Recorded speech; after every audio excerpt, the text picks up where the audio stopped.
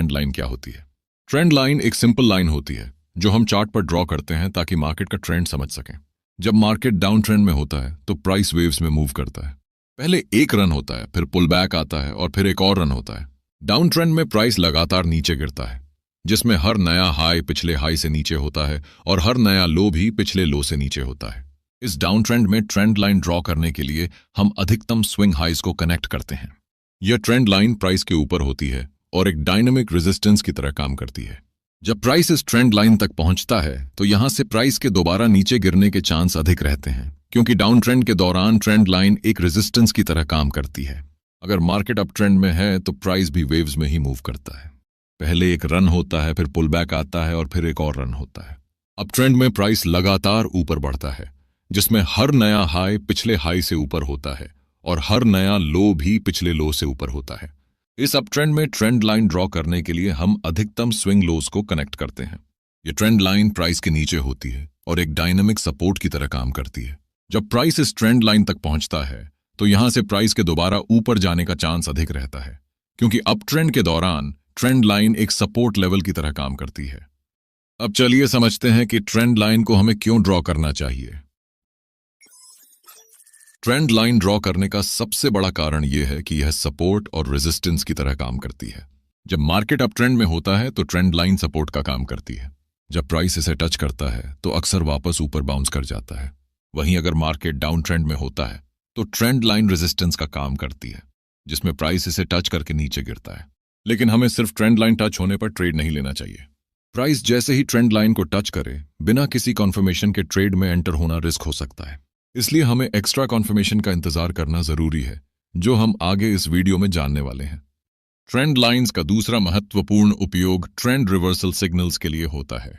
Down trend में trend line price के ऊपर होती है। अगर प्राइस इस लाइन के ऊपर ब्रेकआउट करता है तो यह अप ट्रेंड के शुरू होने का संकेत हो सकता है। वहीं अप ट्रेंड में ट्रेंड लाइन प्राइस के नीचे होती है। अगर प्राइस इसके नीचे ब्रेकआउट करता है तो यह डाउन ट्रेंड के शुरू होने का संकेत हो सकता है। लेकिन सिर्फ ट्रेंड लाइन ब्रेक होने का मतलब ट्रेंड रिवर्सल नहीं होता। इसके लिए हमें और भी कंफर्मेशंस देखने होते हैं, जो आगे डिटेल में समझाया जाएगा।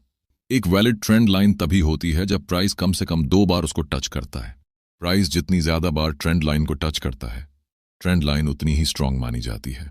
लेकिन इसका मतलब यह नहीं कि प्राइस हमेशा ट्रेंड लाइन से रिवर्स होगा। मार्केट कभी भी एकदम परफेक्ट तरीके से ट्रेंड लाइन को फॉलो नहीं करता। कभी प्राइस ट्रेंड लाइन तक पहुंचने से पहले ही रिवर्स हो सकता है और कभी ब्रेक करने के बाद भी वापस ट्रेंड लाइन के अंदर आ सकता है। जैसे यहां देखिए, प्राइस ट्रेंड लाइन को टच करने से पहले ही बाउंस हो गया है, और एक दूसरे केस में प्राइस ट्रेंड लाइन को ब्रेक करने के बाद दोबारा से ट्रेंड लाइन के ऊपर आ गया है। इस वजह से ट्रेंड लाइंस को एक एग्जैक्ट लेवल नहीं बल्कि एक जोन की तरह ट्रीट करना चाहिए, ताकि हमें सही सिग्नल मिले और हम ट्रैप में ना फंसें। एक आम सवाल जो ज्यादातर ट्रेडर्स पूछते हैं वह यह है कि ट्रेंड लाइन को विक्स से कनेक्ट करना चाहिए, कैंडल बॉडी से, या दोनों से। इसका सीधा जवाब है ट्रेंड लाइन वहां बनाएं जहां अधिकतम टचेस मिल रहे हों।